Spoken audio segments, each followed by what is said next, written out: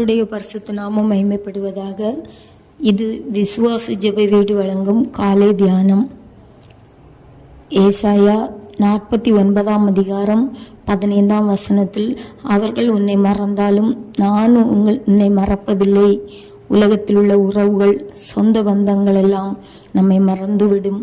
கணவன் மனைவியை மறந்து போகலாம், மனைவி கணவனை மறக்கலாம், பிள்ளைகள் பெற்றோரை மறக்கலாம், பெற்றோர் பிள்ளைகளை மறக்கலாம், வசதி உள்ளவர்கள் ஏழைகளை மறக்கலாம், படித்தவர்கள் பாமரர்களை மறக்கலாம், நமக்கு உதவி செய்வேன் என்று சொல்லி வாக்கு பண்ணினவர்கள் எல்லாரும் நம்மை மறக்கலாம்.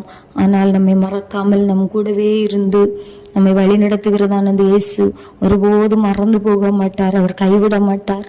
ஸ்திரீயானவள் தன் கர்ப்பத்தின் பிள்ளைக்கு இறங்காமல் தன் பாலகனை மறப்பாளோ?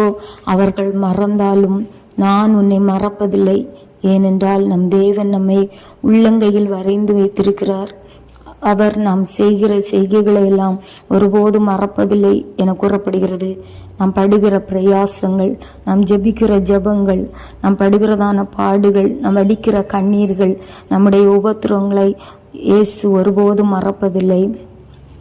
ஐயோ, எல்லாரும் என்னை மறந்து போனார்கள், ஆண்டவரும் என்னை மறந்து போனார், என்னுடைய ஜெபங்களுக்கு ஒன்றும் பதிலில்லையே என்று சொல்லி கலங்குகிற, எண்ணுகிற, அங்கலாய்க்கிற தேவ பிள்ளையை கர்த்தர் நம்மை கைவிட மாட்டார்.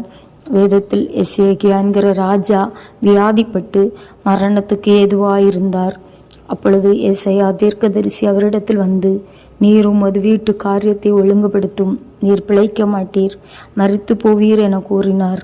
உடனே எசேக்கியா சுவர்புறமாய் திரும்பி, கர்த்தாவே, நான் உமக்கு முன்பாக உண்மையும் மன உண்மையுமாய் நடந்து உமது பார்வைக்கு நலமானதை செய்தேன் என்பதை நினைத்தருளும் என்று ஜெபித்தார்.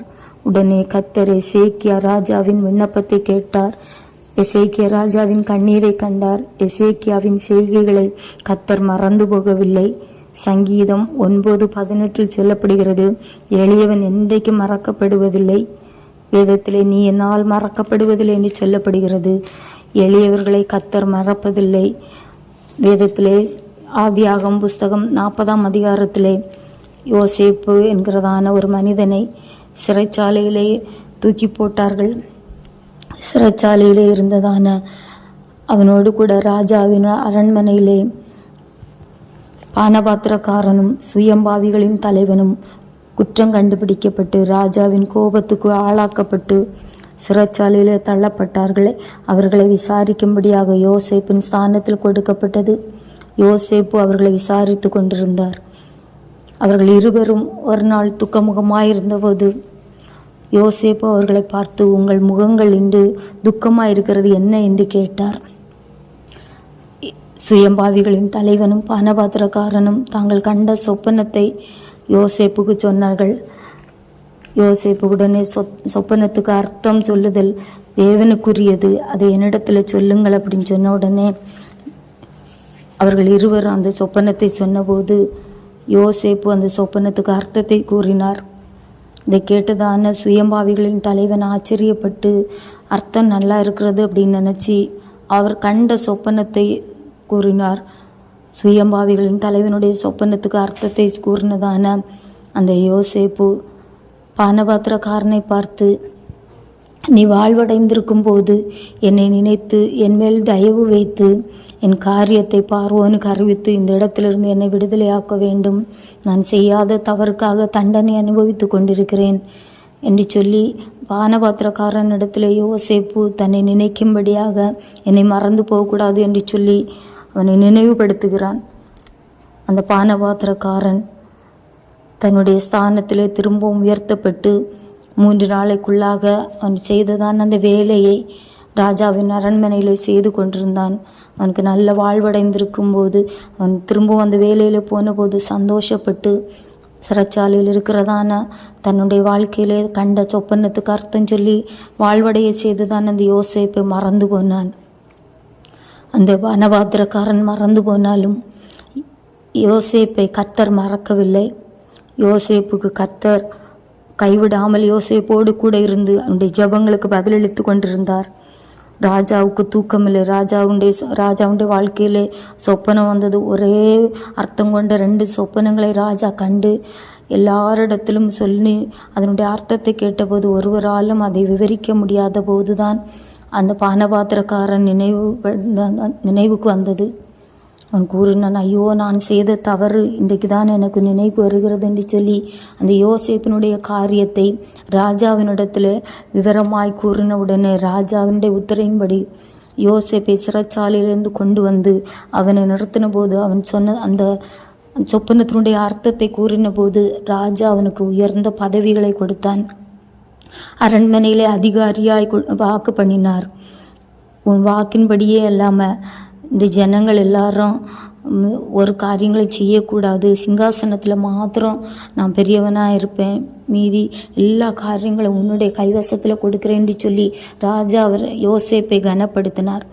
உலகத்தில் உள்ள மனிதர்கள் மறந்ததான நேரத்தில் ஒரே சிறைச்சாலையில் அநேக நாட்களாக இருந்தார்கள். அவர்களை விசாரித்து அவருடைய சொப்பனத்துக்கு அர்த்தம் சொன்னதான அந்த யோசேப்பை பானபாத்திரக்காரன் மறந்த போதிலும் ஆண்டவர் மறக்கவில்லை. அந்த யோசேப்பை அந்த சிறைச்சாலையிலிருந்து உயர்த்தும்படியாக, அவன் கண்ட சொப்பனங்களின்படியாக அவனுக்கு உயர்வை கொடுக்கும்படியாக கர்த்தர் யோசேப்பை மறந்து போகாதபடி ராஜாவுக்கு சொப்பனங்களை கொடுத்து அதன் மூலமாக ஒரு பெரிய ஒரு உயர்வை கொடுத்தார். அதுபோல் நம்ம நினைக்கலாம், ஐயோ, நான் செய்யாத தவறுக்காக தண்டனை அனுபவிக்கிறேனே, நான் வேதனைகளை அனுபவிக்கிறேனே என்று சொல்லி கலங்குகிற தெய்வ பிள்ளையே, ஏசப்பா நம்மை ஒருபோதும் மறந்து போவதில்லை. வேதத்தில் அநேக வசனங்களை நம்ம வாசிக்கிறோம். கர்த்தர் நம்மை உள்ளங்கையிலே வரைந்து வைத்திருக்கிறார். இமைப்பொழுதில் உன்னை கைவிட்டேன், ஆனாலும் உருக்கமான இரக்கங்களால் சேர்த்து கொண்டார் என்று சொல்லி வேதவசனம் சொல்லப்படுகிறது. கர்த்தர் நம்மை மறவாமல் இம்மட்டுமாய் நமக்கு உதவி செய்து நடத்தினதான அந்த ஏசப்பாவுக்கு நன்றி உள்ளவர்களாக இருக்கும்படியாக தெய்வ சமூகத்தில் நம்ம அர்ப்பணிக்கலாம். நுறங்குண்ட இருதயம் உள்ளவர்களுக்கு கர்த்தர் சமீபமாக இருக்கிறார் என்று கூறப்படுகிறது.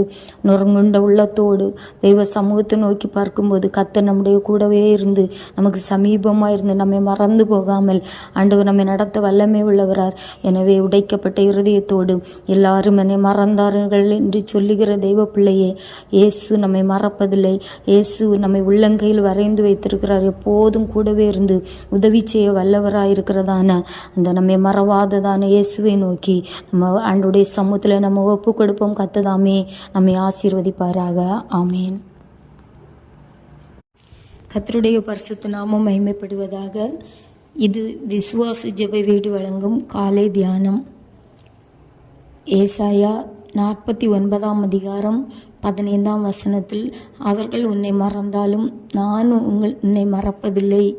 உலகத்தில் உள்ள உறவுகள், சொந்த பந்தங்கள் எல்லாம் நம்மை மறந்துவிடும். கணவன் மனைவியை மறந்து போகலாம், மனைவி கணவனை மறக்கலாம், பிள்ளைகள் பெற்றோரை மறக்கலாம், பெற்றோர் பிள்ளைகளை மறக்கலாம், வசதி உள்ளவர்கள் ஏழைகளை மறக்கலாம், படித்தவர்கள் பாமரர்களை மறக்கலாம், நமக்கு உதவி செய்வேன் என்று சொல்லி வாக்கு பண்ணினவர்கள் எல்லாரும் நம்மை மறக்கலாம். ஆனால் நம்மை மறக்காமல் நம் கூடவே இருந்து நம்மை வழிநடத்துகிறதான அந்த இயேசு ஒருபோதும் மறந்து போக மாட்டார். அவர் கைவிட மாட்டார். ஸ்திரீயானவள் தன் கர்ப்பத்தின் பிள்ளைக்கு இறங்காமல் தன் பாலகனை மறப்பாளோ? அவர்கள் மறந்தாலும் நான் உன்னை மறப்பதில்லை. ஏனென்றால் நம் தேவன் நம்மை உள்ளங்கையில் வரைந்து வைத்திருக்கிறார். அவர் நாம் செய்கிற செய்கைகளை எல்லாம் ஒருபோதும் மறப்பதில்லை என கூறப்படுகிறது. நாம் படுகிற பிரயாசங்கள், நாம் ஜெபிக்கிற ஜெபங்கள், நாம் படுகிறதான பாடுகள், நாம் அடிக்கிற கண்ணீர்கள், நம்முடைய உபத்திரவங்களை இயேசு ஒருபோதும் மறப்பதில்லை. ஐயோ, எல்லாரும் என்னை மறந்து போனார்கள், ஆண்டவரும் என்னை மறந்து போனார், என்னுடைய ஜெபங்களுக்கு ஒன்றும் பதிலில்லை என்று சொல்லி கலங்குகிற, எண்ணுகிற, அங்கலாய்க்கிற தெய்வ பிள்ளையை கர்த்தர் நம்மை கைவிட மாட்டார். வேதத்தில் எசேக்கியா என்கிற ராஜா வியாதிப்பட்டு மரணத்துக்கு ஏதுவாயிருந்தார். அப்பொழுது ஏசாயா தீர்க்கதரிசி அவரிடத்தில் வந்து, நீர் உமது வீட்டு காரியத்தை ஒழுங்குபடுத்தும், நீர் பிழைக்க மாட்டீர், மரித்து போவீர் என கூறினார். உடனே எசேக்கியா சுவர்புறமாய் திரும்பி, கர்த்தாவே, நான் உமக்கு முன்பாக உண்மையும் மன உண்மையுமாய்